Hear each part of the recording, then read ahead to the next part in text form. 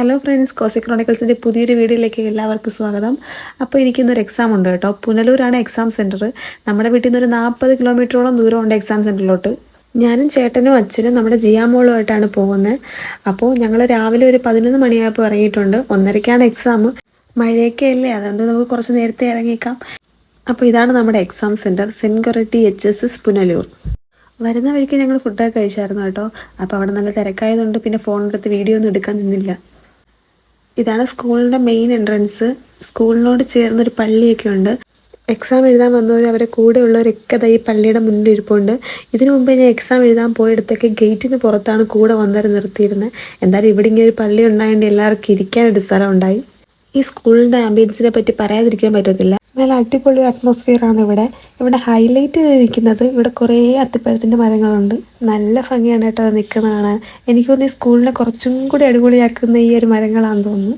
അപ്പോൾ കുറച്ച് നേരം ഞാൻ ഇതേ കണ്ടു നിന്നിട്ട് ഹോളിലോട്ട് പോയി. അപ്പോഴേക്കും ജിയാമോളും അപ്പായും ഇവിടെ പുറത്ത് ഇങ്ങനെ ഓരോ കാഴ്ചകളൊക്കെ കണ്ടുകൊണ്ട് നിൽക്കുകയാണ്. ഇനി 2 മണിക്കൂറോളം അപ്പായും ഏട്ടനും കൂടിയാണ് മോളെ മാനേജ് ചെയ്യേണ്ടത്. വലിയ നിർബന്ധമൊന്നും ഇല്ലാതെ മോൾ അവരോട് ഇരുന്നോളും. ഞങ്ങളിങ്ങോട്ട് വരുന്നവരിക്ക് നല്ല മഴയുണ്ടായിരുന്നു. ഇവിടെ എത്തിയപ്പോഴാണ് ഒന്ന് മഴ കുറഞ്ഞേ. ഇപ്പോഴത്തെ വീട് നല്ല മഴയുടെ കോളുണ്ട്. നല്ല കാറ്റുണ്ടായിരുന്നു കേട്ടോ. ഞാൻ ഇരുന്ന് ജനലിൻ്റെ സൈഡിലായിട്ട് കൂടെ ജനൽ വലിയ ശബ്ദത്തിൽ അടിക്കുന്നുണ്ടായിരുന്നു. ഒരുപാട് വട്ടം ഞാൻ ഞെട്ടി. അകത്തെ എക്സാം ഹോളിലാണെങ്കിലും എൻ്റെ മനസ്സ് മുഴുവൻ വെളിയിലായിരുന്നു കേട്ടോ. ജിയാമോള് വെളിയിലല്ലേ, അപ്പോൾ ഇനി കരഞ്ഞോ എന്തെങ്കിലും ബുദ്ധിമുട്ടുണ്ടായോ ഒന്നും അറിയാൻ വയ്യല്ലോ. പക്ഷെ ശരിക്കും പറഞ്ഞാൽ അവർ വെളിയിൽ അടിച്ചു വിളിക്കുമായിരുന്നു. സത്യം പറഞ്ഞാൽ നേരിട്ട് കാണാൻ ഇതൊക്കെ അടിപൊളിയാട്ടോ. ഇതാണ് പള്ളിയുടെ മുൻവശം. ഇവിടെ സൈഡിലായിട്ട് ഒരുപാട് ചെടികൾ നട്ടു വളർത്തിയിട്ടുണ്ട്. പള്ളിയുടെ സൈഡിലായിട്ട് ഇങ്ങനത്തെ സ്ഥലമുണ്ട്. ഇവിടെ നല്ല ഭംഗിയെ കാണാൻ. കുറച്ച് പേരൻസൊക്കെ ഇവിടെ വന്നിട്ടുണ്ടായിരുന്നു. ഇതാ ഒരു കുഞ്ഞു വാവയുടെ അമ്മയും കാത്തിരിക്കുകയാണ്. അതേപോലെ നമ്മുടെ ജിയാമോളെ എന്നെ വെയിറ്റ് ചെയ്ത് ഇങ്ങനെ ഇരിക്കുക. എക്സാം ഇമ്പോർട്ടൻ്റ് ആണെങ്കിൽ കൂടിയും കുഞ്ഞിനെ ഒരു നിമിഷം കാണാതിരിക്കും ഭയങ്കര ഒരു വിഷമമാണ്.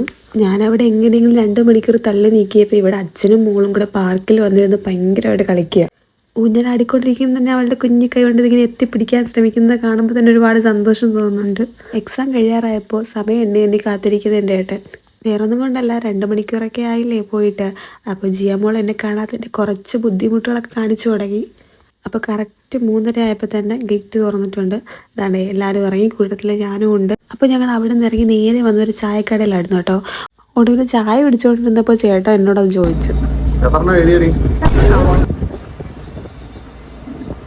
ചായയുടെ കൂടെ ആസ്വദിച്ച് ലഡു കഴിച്ചുകൊണ്ടിരുന്ന എൻ്റെ മൂടേ അവിടെ പോയി.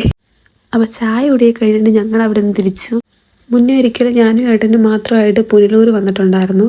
കൊല്ലം പുനലൂർ ട്രെയിൻ യാത്ര അടിപൊളിയാണ്. അന്ന് പോയപ്പോൾ ഒരു വീഡിയോ എടുത്തിട്ടുണ്ടായിരുന്നു കേട്ടോ. അതിനൊരു കുഞ്ഞു ഷോർട്സ് നമ്മുടെ ചാനലിൽ ഇട്ടിട്ടുണ്ട്. കാണാൻ ആഗ്രഹമുള്ളവരൊന്ന് കയറി നോക്കണേ.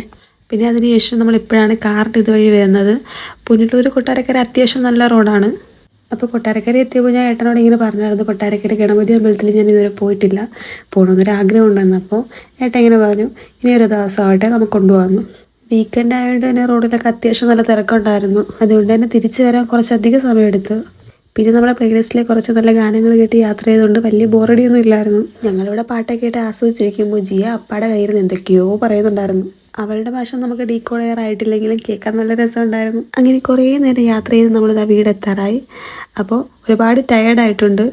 ഇങ്ങനെയൊക്കെയാണ് നമ്മുടെ ഇന്നത്തെ ഒരു ദിവസം കടന്നു പോയത്. സോ അടുത്തൊരു വീഡിയോ കാണുന്നത് വരയ്ക്കും ബൈ ബൈ.